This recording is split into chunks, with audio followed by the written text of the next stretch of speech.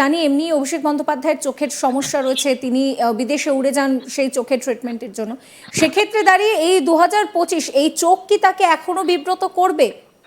হ্যাঁ, কম বেশি চোখটা তাকে বিব্রত করবে, কারণ চোখের সমস্যাটা থাকবে। এবং সেটা তো আগের থেকে অনেকটা ভালো হবে 25 জুলাইয়ের পর থেকে।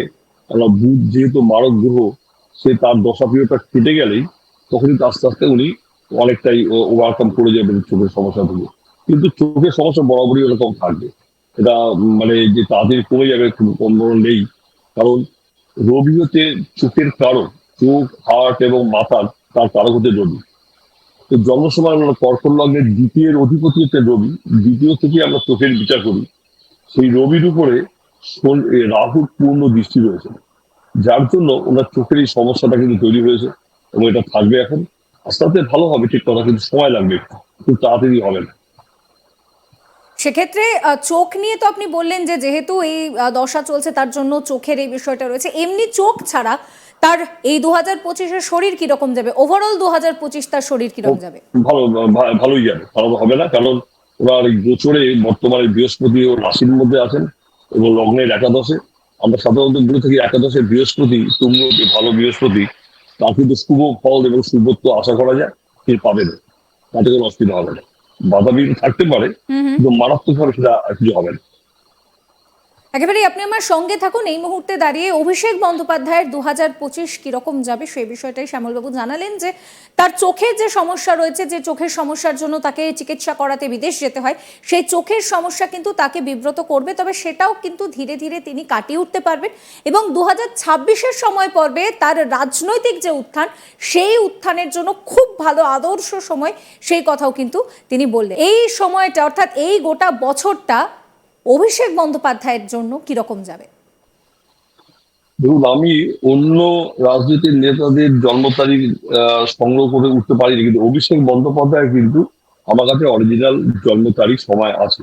এবং সেই অনুযায়ী আমি একটা অ্যানালাইসিস আমাদের গত 2024-এ করেছিলাম। হুম হুম। ওনার জন্ম তারিখ 7ই নভেম্বর 1987, রাত্রি 11টা 31 মিনিটের জন্ম। ওনার দেখা যাচ্ছে বৃষ রাশি, কর্কট লগ্ন। তো জন্ম সময় ওনার কর্কট লগ্নের নবমে বৃহস্পতি এবং রাহু, পঞ্চমে শনি এবং শুক্র বসে আছেন। রাশি চক্রে আমরা রাজনৈতিক জীবন, মন্ত্রিত্ব বা তার উচ্চ পদ লাভ যেটা হয়, হুম হুম। সেখানে পঞ্চম এবং নবম স্থানটা আমরা বিশেষ গুরুত্ব দিই।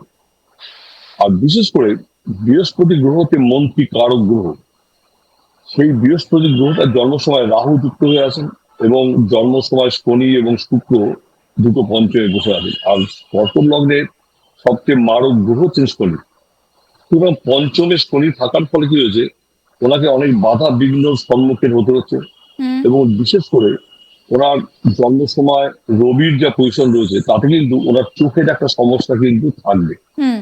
এবং এই 2025-এর জুলাই পর্যন্ত ওনার যে দশা পিরিয়ড আছে, বৃহস্পতির দশায় বুধের অন্তর্দশা, হুম। বুধটা এই লগ্নের মারক গ্রহ। সুতরাং এই পিরিয়ডে কিন্তু ওনার শারীরিক কারণে কিন্তু কিছুটা রাজনৈতিক ভাবে উনি একটু ব্যাকফুটে থাকবেন। কিন্তু রাজনৈতিক ডামাডোল যাই চলুক না কেন, উনি সেটাকে আস্তে আস্তে ওভারকাম করতে পারবেন এই কারণে যে ভাগ্যাধিপতি বৃহস্পতি স্বয়ং নিজের ঘরে বসে আছেন এবং লগ্নেও বৃহস্পতি রাহু যুক্ত আছেন। এবং বিশেষ করে লগ্নপতি চন্দ্র তিনি একাদশে আছেন, যার জন্য ওনার বাধাটা কিন্তু জোরালো হবে না। শারীরিক কারণে কিছু বাধা হতে পারে, রাজনৈতিক উত্থান ওনার 2025-এর প্রথম থেকেই উনি পাবেন।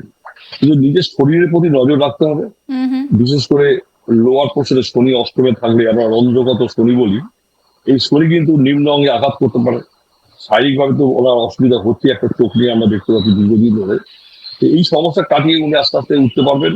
এবং ওনার 2026-এর শেষ থেকে 2027 লগ্নে তখন বৃহস্পতি থাকবেন। হুম। তখন কিন্তু ওনার একটা সময় কিন্তু খুব ভালো পজিশন বলা যায়, তিনি রাজনৈতিক ভাবে একটা উচ্চ শিখরে যেতে পারবেন, এটা আমি আশা করি। সেক্ষেত্রে শ্যামলবাবু, এই যে দশার কথা আপনি বলছেন, সেই দশা হ্যাঁ, কিভাবে কাজ করে এবং সেই দশা থেকে কি করে বেরোনো সম্ভব? দেখুন, দশাটা হচ্ছে, আমরা অনেক সময় বলি যে আপনার মানসিক দশা, শরীরের যা দশা, হুম তার দিকে হুম। খারাপ লাগবে। আমাদের চন্দ্র হচ্ছে প্রত্যেক মানুষের মনের কারণ, এবং চন্দ্র থেকে আমাদের মানসিক অবস্থাটা আমরা বিচার করি। রাশিচক্রে ওনার চন্দ্র গ্রহটা তিনি জনসময় তুঙ্গ হয়ে একাদশে বসে আছেন। লগ্নপতি যদি স্বয়ং পিলার মানে শক্ত থাকে, তাহলে তার অন্যান্য গ্রহ খারাপ থাকলেও সে সেই জিনিসগুলোকে কোনো ভয় পাওয়ার কি করে সেটাকে অতিক্রম করতে পারে। কিন্তু ওনার কর্কট লগ্নের মারক গ্রহ হচ্ছেন দ্বাদশপতি এবং তৃতীয়পতি বুধ। বর্তমানে চলছে বৃহস্পতি দশায় বুধের অন্তর্দশা। এই বুধের যে এই পিরিয়ডটা ওনার আসে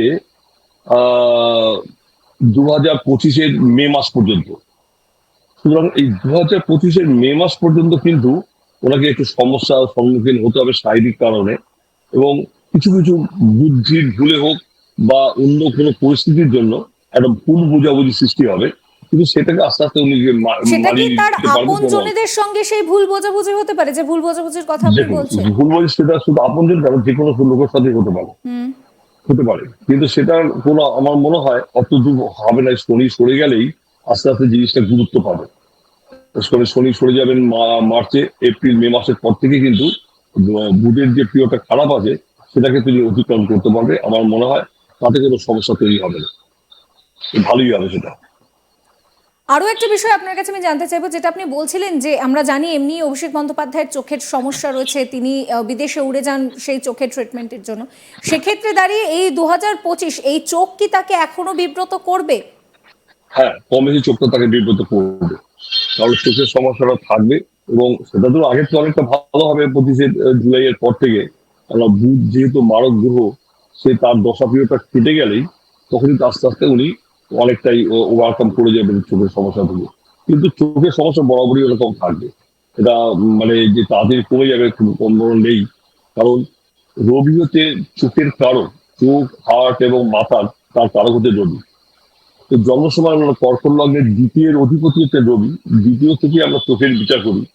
সেই রবির উপরে রাহুর পূর্ণ দৃষ্টি রয়েছে, যার জন্য ওনার চোখের এই সমস্যাটা কিন্তু তৈরি হয়েছে, এবং এটা থাকবে এখন। আস্তে আস্তে ভালো হবে, ঠিক কথা, কিন্তু সময় লাগবে একটু, খুব তাড়াতাড়ি হবে না। সেক্ষেত্রে চোখ নিয়ে তো আপনি বললেন যে যেহেতু এই দশা চলছে তার জন্য চোখের এই বিষয়টা রয়েছে। এমনি চোখ ছাড়া তার এই 2025-এর শরীর কিরকম যাবে, ওভারঅল 2025 তার শরীর ও কিরকম যাবে? ভালো, ভালোই যাবে, খারাপ হবে না। কারণ ওনার এই গোচরে বর্তমানে বৃহস্পতি ও রাশির মধ্যে আছেন এবং লগ্নের একাদশে।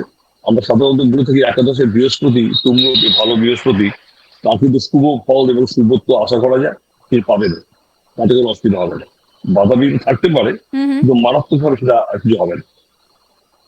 একেবারেই আপনি আমার সঙ্গে থাকুন। এই মুহূর্তে দাঁড়িয়ে অভিষেক বন্দ্যোপাধ্যায়ের 2025 কিরকম যাবে সেই বিষয়টাই শ্যামলবাবু জানালেন, যে তার চোখের যে সমস্যা রয়েছে, যে চোখের সমস্যার জন্য তাকে চিকিৎসা করাতে বিদেশ যেতে হয়, সেই চোখের সমস্যা কিন্তু তাকে বিব্রত করবে, তবে সেটাও কিন্তু ধীরে ধীরে তিনি কাটিয়ে উঠতে পারবেন। এবং 2026-এর সময় পর্বে তার রাজনৈতিক যে উত্থান, সেই উত্থানের জন্য খুব ভালো আদর্শ সময়, সেই কথাও কিন্তু তিনি বললেন।